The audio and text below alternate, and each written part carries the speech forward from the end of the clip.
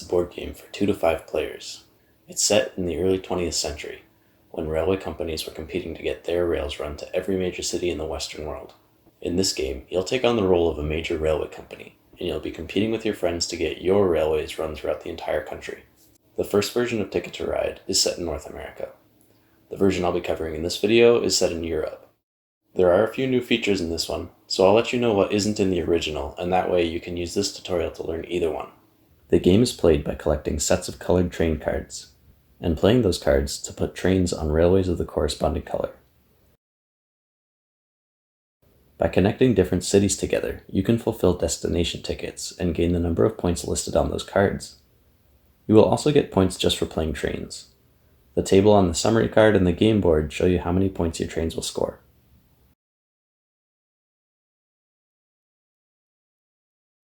Inside the box you get a beautifully illustrated game board, 110 train car cards, there are 12 of each color, plus 14 locomotive or wild cards, 46 destination ticket cards, 6 of these are long routes, worth almost double the points of the regular routes, and the other 40 are the regular routes.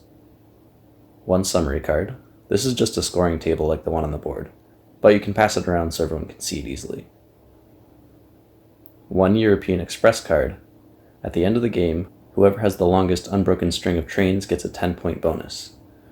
This card is given to them as a visual reminder. 5 wooden point markers, 1 in each player color. 45 plastic train cards of each player color, and 3 plastic train stations of each color. 3 extra train cards of each color just in case you lose some. And 1 instruction booklet. Set out the game board in the middle of the table. Let each player choose a color and give them their trains and train stations. Shuffle the train card deck and deal 4 cards to each player. Then put the deck somewhere that everyone can reach it. Flip 5 cards face up and place them near the deck of train cards. Next, mix up the 6 long route cards and deal 1 to each player. Put the remaining long route cards back into the game box. You won't be using them for this game. Now shuffle the regular route cards and deal 3 to each player. Put the rest face down into separate draw piles. This is the first difference from the original version of the game. In the original, all the long routes are shuffled into the ticket deck randomly and can be drawn during the game. If you want to keep track of your score during the game, place the wooden point markers in the colors being used on the 100 space in the corner of the board. I prefer instead to tally up all my points at the end of the game, so I usually leave these in the box for now. If you want a reminder of the longest route bonus, put the European Express card somewhere near the board, and put the summary card with it. Finally, choose a starting player. One way to do this is to take 1 train of each color, shake them up in your hands, and draw 1 randomly. The player whose color that is will go first. That concludes the setup, so we're ready to begin. The game is played in turns with play passing to the left. Each turn, a player can choose 1 of 4 actions. They can draw cards from the train car pile, they can draw destination tickets, they can play train cards in order to claim routes on the board, or they can place a train station. Each action is fairly quick, so the game moves along at a nice quick pace. Before the game starts, each player should choose which destination tickets they want to keep. Each player may keep as many of these as they want, but at minimum they must keep 2 of them. Any discarded cards should go back into the game box. At the end of the game, unfulfilled tickets will subtract from your score, so use this time to plan out where you think you can run trains in order to fulfill as many of your tickets as possible. Remember, you can always draw new ticket cards after the game starts, so don't be too worried about throwing some away now. But also remember that you can only get 1 long route card for the whole game, so it might be best to plan your routes around that card.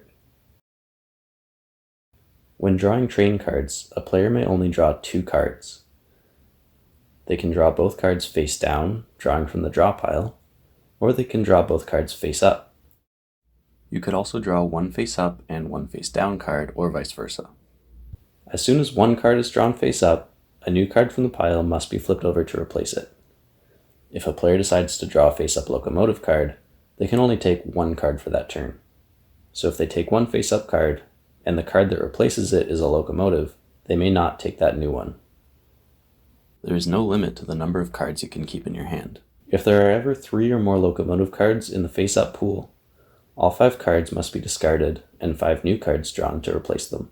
If you run out of train cards, reshuffle the discard pile to make a new draw deck. If a player decides to draw new ticket cards, they will now draw 3 cards from the destination ticket pile. They may keep all 3 if they wish, or they can discard some, but they must keep at least one of them. Remember, once you decide to keep them, you cannot get rid of these cards for the rest of the game, so choose wisely. Any discarded cards will go back into the box. The discarded cards will remain out of play for the rest of the game. If there aren't enough of these cards left to draw 3, then just draw whatever's left. A route is all of the spaces that you play trains on going from one city to another. It can have as many as 8 spaces or as few as 1. This number is what you use to determine the number of points that your trains will score at the end of the game. When claiming a route, you must have the appropriate number and color of train cards in your hand. So in order to claim a route from Berlin to Vienna, you would need to play 3 green train cards. By the way, the color of the railways on the board has nothing to do with your player color. It's only to show which color of train cards you need to collect. Locomotive cards are wild and can be used in place of any color. You may have noticed that there are no gray train cards. Gray spaces can be played on using a set of any color, as long as they're all the same. Double railways allow multiple players to claim routes from the same 2 destinations. One player may never occupy both of these. If you decide to take the claim a route action, you can only claim 1 route per turn. It doesn't matter if the route has 1 train or 8. The next 2 types of railways, ferries and tunnels, are not in the original version of Ticket to Ride. Ferries are railways that run over water. They have 1 or more locomotive symbols printed on the paths. Because they are all gray, you can use any color to play on these paths, but you must use 1 locomotive card for each locomotive symbol on that path. So, in order to go from Essen to Copenhagen, you need 2 cards of any 1 color plus a locomotive card. Tunnels are paths with these black patterns around them. In order to play on a tunnel, you must have the correct number and color of cards as usual. Then you must flip over the top 3 cards from the train card draw pile. If any of these cards are the same color you're playing, or are wild cards, then you must play an additional card of that color for each one.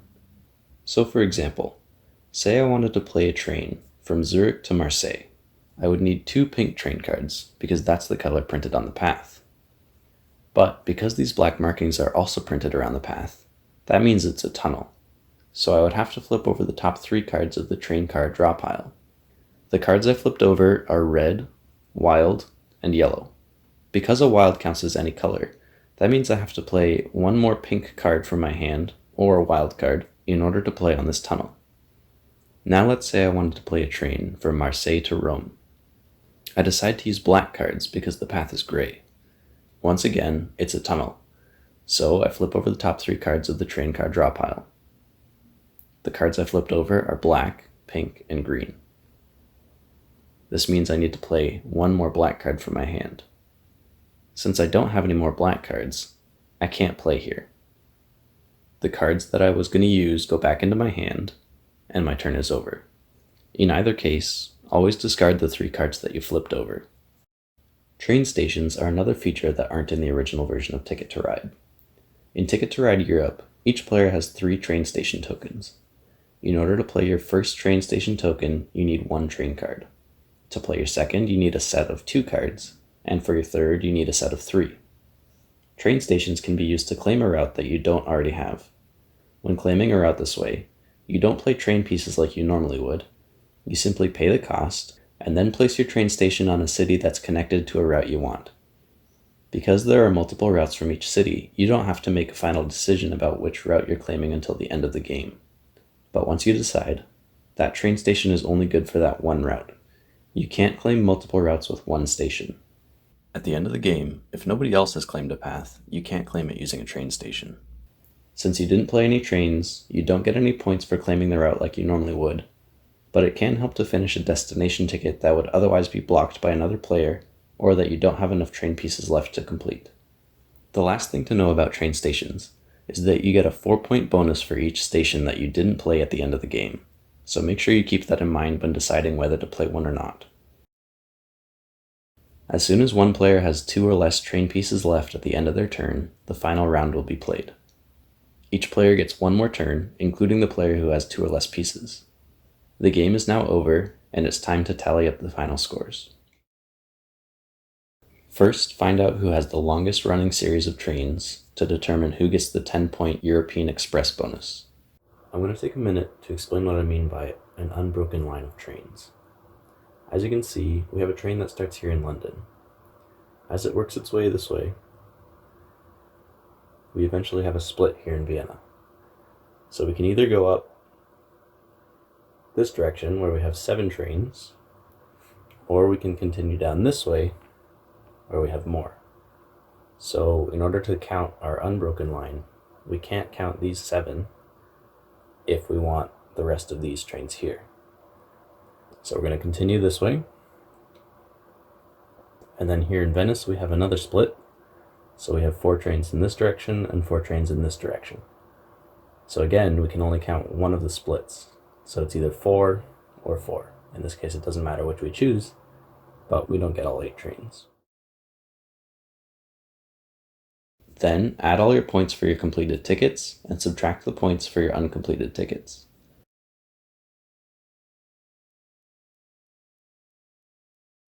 Next, add up all the points for all your individual train routes using the scoring table. You can keep track of this during the game using wooden point markers, but I prefer to do it all at the end, just in case I forgot to move it during gameplay. Finally, add the 4-point bonus for each unused train station you have left over.